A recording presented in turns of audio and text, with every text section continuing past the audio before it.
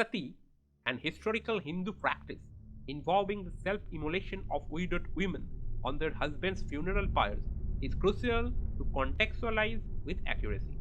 Not substantiated by Hindu scriptures, it was confined to specific communities in certain regions of India during medieval times. Its prevalence, often overstated in historical narratives, may have been manipulated by missionaries to advance religious agendas.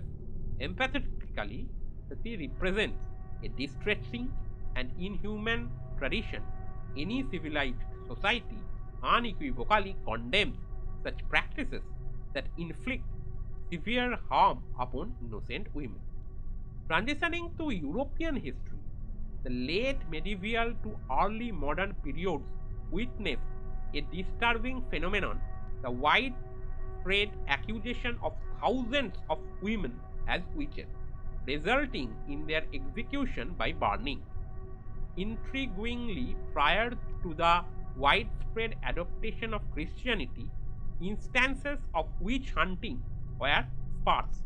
However, with the ascendancy of Christianity, Europe succumbed to a pervasive hysteria that vilified perceived satanic witches as a substantial threat to Christianity.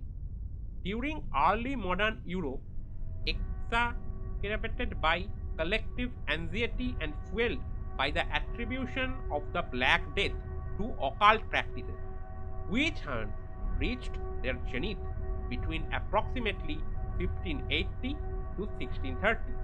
This period saw an estimated of 40,000 to 100,000 individuals executed, with the witch trials of Trier in Germany claiming approximately 386 lives, constituting one of the largest mass executions in European history during peacetime. Despite a subsequent decline in Europe by the mid 17th century, witch trials experienced a resurgence in the American colonies. Notably, 75% to 85% of those accused were women, indicative of a pervasive misogyny inherent in the persecution of alleged witches. The interrogation and persecution of accused witches in early modern Europe were marked by systematic torture strategically employed to extract confessions and identity alleged co-conspirators.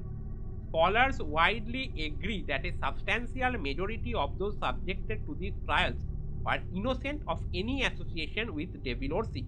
Torture practices intensified following the 1468 papal declaration designating witchcraft as crimen exceptum, thereby removing legal constraints on torture application in challenging cases.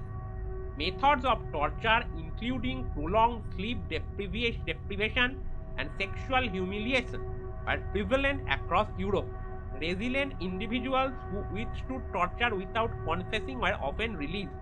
The deployment of torture played a pivotal role in expanding individual witch trials into broader social panics, as tortured individuals were more prone to accusing a wide array of local residents of practicing witchcraft.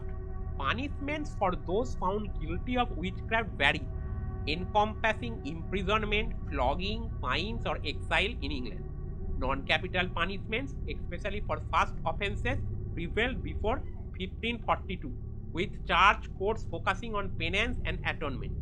The severity of penalties, influenced by biblical injunctions, often resulted in capital punishment through burning at the stake, hanging, or beheading. Similarly, in New England, individuals convicted of witchcraft were subjected to hanging. The diversity of punishments reflects the complex and multifaceted nature of responses to allegations of witchcraft during this historical period.